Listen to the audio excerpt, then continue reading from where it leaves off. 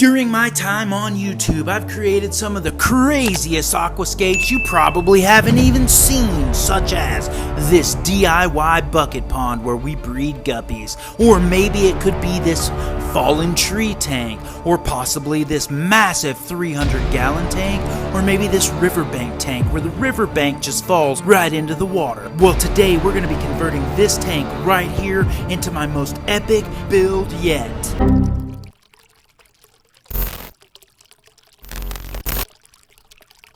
Well, howdy everyone, welcome back to the fish room and to yet another Christopher Scott video. And if you guys are new to the channel, welcome. And my name is Chris and we like to keep fish around this joint. Thanks for stopping by. Hopefully you decide to subscribe, and for any of my subscribers that are returning to check out this video today, I am truly grateful for each and every one of you, so thank you. This is going to be the most minimalistic scape I have ever done in my entire fish keeping hobby ever. I started thinking about it and I'm like, okay, well, do we do another scape? Like, what's the next video idea? And honestly, you know, I got a lot of scapes coming up. Like, as an example, we have this 40-gallon water box that was my saltwater tank, and I'm no longer doing saltwater.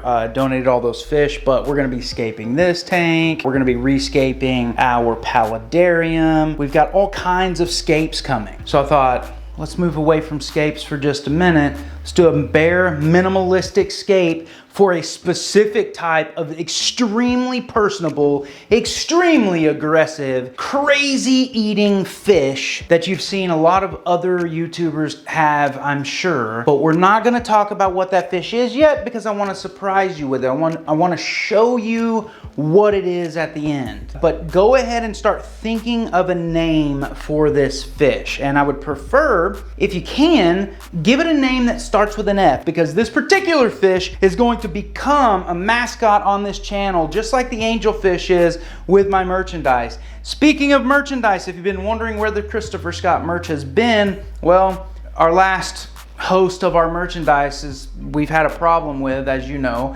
and I no longer sell my merchandise on that site, but the csbrand.com is coming soon, where you will be able to purchase your Christopher Scott merchandise again, so stay tuned for that. But this particular fish will become a mascot on this channel. There will be merch created, all kinds of stuff, so I need an F name. But for today, minimalistic build, super simple, only a couple of elements. Let's get after it. Well guys, we are here at PetSmart, and what we're gonna be picking up is two things. Number one is we need an aerator, and number two is we need a heater for this specific type of fish. What we're gonna do is, as we always do in PetSmart, is we're gonna actually price match, because number one is we need a big air pump. 60 gallons will do perfect. It's marked $31.99 on their shelf, but on their website, $13.99. So we'll take that.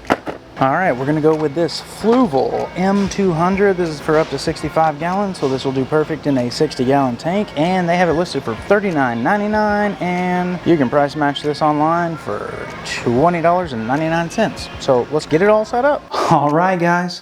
Well, we have made it back to the house with all of our materials. We picked up an aerator, we've picked up a heater, we have substrate, we have everything. So we're gonna go ahead and go through all of the different materials we're gonna use for this build. This is the most minimalistic build I have ever done in the entire time I've been in this hobby or doing these YouTube videos. So it is gonna be a super simple build for an extremely colorful, angry, predatory, man-made fish.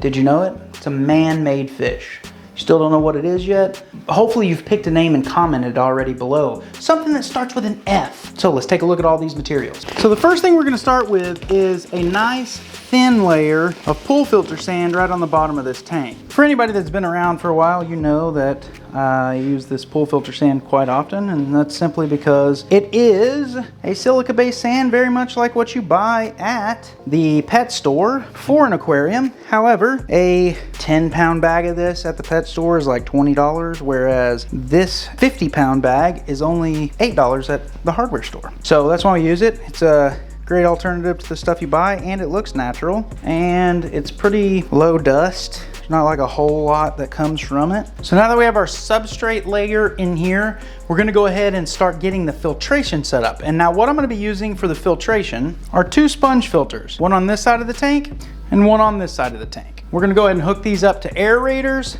and then we're gonna go ahead and get some water in this thing. So as a part of installing an aerator and these types of sponge filters and such, we need to first construct the airline hose, and that is just simply adding a check valve to the airline hose. And the reason we add a check valve is because it allows something to flow through one side and come out the other, but not in reverse. And that is to prevent, if your electricity goes out and your aerator goes off, it can literally drain your entire tank via an airline hose all over your floor. I've had it happen. It's terrible. You don't want that to happen. So we're gonna install these airline check valves on our airline and go ahead and get that hooked up to these sponge filters. So we now have our sponge filters hooked up. We have check valves on there. So now we're gonna install our fluval heater that we purchased. There's nothing to this other than putting it where we're going to put it, and in this case it's going to be right down here on the end of the glass. We'll just push that to the wall right there. This is a fully submersible heater. Now this particular fish that we are putting in this tank is a fish that likes about 80-degree water. So I'm giving you hints, you know, on what we're putting in here, considering the fact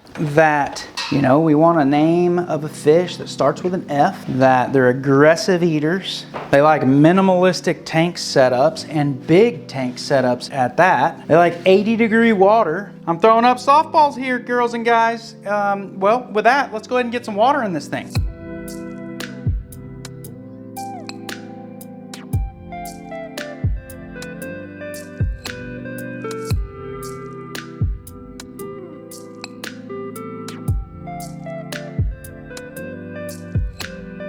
Now that we have our filtration set up and we have this thing full of water, we need to install one more thing, and that is to help with the splash of these bubbles. If I take this hose off of this sponge filter, I have these little Betta cup tops that have holes right in the middle of them. And what I'm gonna do is just slide this thing right over top of this. So just put the hose right through the middle, and then I'm gonna go back in and just simply reconnect the hose. Now, not everybody is gonna have Betta tops that have little holes in them. However, you can use any kind of top you want, and then you just let it sit and float on top of the water like that. What happens is the bubble hits the bottom of this, busts, and then kind of just comes out this way, preventing it from splashing back up on the backside. It'll keep things a lot cleaner. Little pro tip for you there, if you've never seen that done or used, it is highly recommended, and it will keep your stuff much cleaner when it comes to the splashing and such from bubbles erupting on the top of your tank. So I'm gonna do the exact same thing over here. Okay, what's next? What else do we need to do to this, Chris? We got water in it, we got substrate, filtration,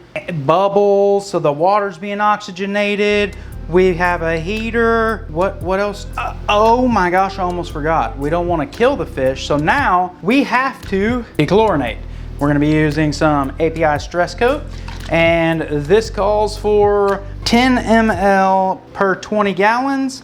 This is a 65 gallon, so we are going to be using 35 ml of this API stress coat. 10, 20, 30, 5. We have now dechlorinated the water, so we can safely add some API Quick Start. This is a live nitrifying bacteria that will go ahead and jumpstart the cycle in this tank. However, you still want to go ahead and let the tank cycle naturally over time. However, what we're going to do to completely cycle this, because if you know, the bacteria don't live in the water column itself. They live in a couple of places, or a few places actually. They live inside of the sponges. They'll colonize there. They will colonize down in the substrate. They will colonize on decoration such as wood and things like that, but it's not actually in the water itself. So in order for us to fully cycle this tank naturally, on top of using the API Quick Start, we are going to take one sponge from each one of these, and we are going to replace those with fully cycled sponges from our fish room tanks, because we run the same exact sponge filters in there as well. So 2 new sponges will be going into the fish room, 2 old sponges will be coming out of the fish room into here, which will fully cycle this completely. Adding the Quick Start only just jump starts it even more. This thing will be completely cycled. It'll be ready for a fish, and then all we have to do is go get one. So let's go ahead and pour some of this Quick Start in here. So we have enough bacteria in there now to fully cycle 65 gallons. And this thing right now is ready for the addition of a fish. But like I said, let's go ahead and get these sponges off here and let's go get some new ones. So now we have 2 fully cycled sponges out of the fish room that we're gonna go ahead and place in here that are full of nice nitrifying bacteria. With that, our tank is fully cycled, it's fully set up. Such an amazing scape with such a bare bottom. I mean, look at the sand. It's amazing, right? The water is crystal clear. We have sponge filters that are filtering our water and making sure our fish is going to survive and not die from an ammonia spike, and everything is good. The water's been dechlorinated, which means it's safe for the fish to breathe. The heater is going. We're gonna test the temperature of this water. We're gonna get it up to a nice 74 to 75 degrees because that is the current temperature of the tank that the fish is in, and we don't want it to like shock it to death. We will acclimate it, of course, and then once we get the fish in here, we will slowly bring the temperature up over time to a whopping 80 degrees Fahrenheit, which is where this fish likes to live. Remember, this is a man-made fish. Have you guessed it yet? Make sure you comment below and let me know. And make sure you comment below and let me know a name for this thing that starts with an F. Good Lord, look at this thing. This tank behind.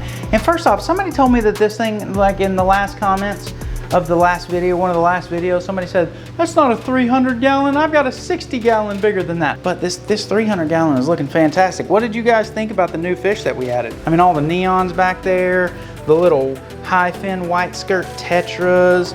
Look at the blue rams. They look fantastic. Such pretty little fish. There's actually 3 of them in here, but I don't know where the 3rd one's at. And I think honestly that is a male and a female, which would be super cool if they bred in here. The babies would never survive, but it would still be super cool. So anyway, with that, let's get back to the tank we were talking about. This tank right here. So like I said, this thing has been cycled. This thing has heated up to a nice warm tropical 75 degrees Fahrenheit. But with all of that, all we have left to do is get out and get this fish. Let me turn this radio off here. Dude, I didn't realize you liked 80s hairband music. Who else do you like that's from that era? Def Leppard. Def Leppard, yeah. I do like that. I like Pour Sugar on Me. Pour Sugar on Me? Okay, well that's good. At least you have a good taste of music, you know? All right, well, Max and I have gone and picked up this new fish for this amazing minimalistic tank scape. I mean, did you see that thing? It was super cool, right? Like, it was such a cool... No, it wasn't. Well, I mean, I guess it is. What really? The one that we just did, the sand and just the sponge filters, you know? Oh yeah, that was a cool tank.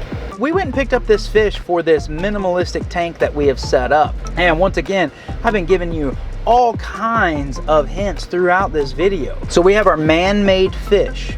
It's like a robot fish. It's a genetically modified fish. Like, I don't even know how to explain it, but they took different fish breeds and bred it together for this one particular fish that is found only in the aquarium trade. I guess technically you probably find them in the wild now, especially in like South Florida where people let their fish go, but it does not actually come from the wild like this. So yeah, let's get this thing home and see what it is. And now the moment we've been waiting for. We want to see this genetically modified fish in its minimalistic home. And before we do that, we first have to acclimate it. So sorry for the buildup and nothing, but we're gonna go ahead and get this thing temperature acclimated by floating this bag, and then we'll go ahead and cup acclimate it. And then I will show you the fish once we put it in here. Well, we now have us a fully acclimated fish. So let's go ahead and take a look at this thing.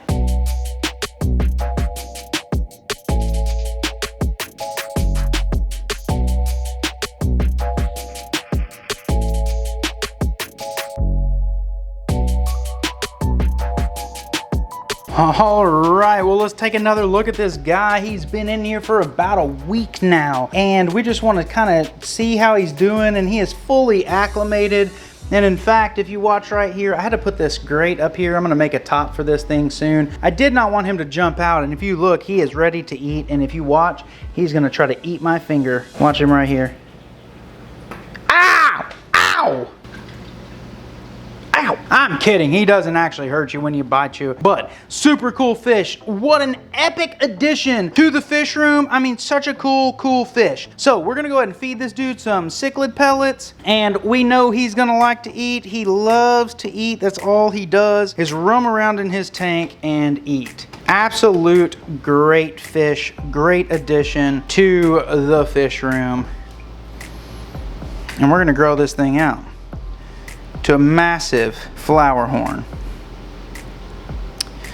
You can see that his hump has actually already started to get bigger. He started to color up. You can tell how much more active he is since when we first put him in this tank. He wants some more food, and great looking fish. So I need a name for this dude that starts with an F. Go ahead and make sure you've commented something that we should name this dude right here, because he is an amazing fish and he should get an amazing name, don't you think? Well, hopefully you went on to enjoy this video today, and I am truly grateful for each and every one of you. This flower horn is going to be an amazing addition to our fish room. So I really appreciate it, guys. Thank you very much for watching. Thank you for commenting below and letting me know a name for this new flower horn. We're gonna be making merch for the flower horn very soon, so stay tuned for that, as well as stay tuned for the new merchandise website, thecsbrand.com, coming very soon. So make sure that you subscribe, make sure you turn on your notification bell so you do not miss these notifications. If you have not followed us on Facebook or Instagram, do that as well. You can find links to both in the description below. And with all that, guys, I truly am grateful for you. Thank you very much, and we will see you next time.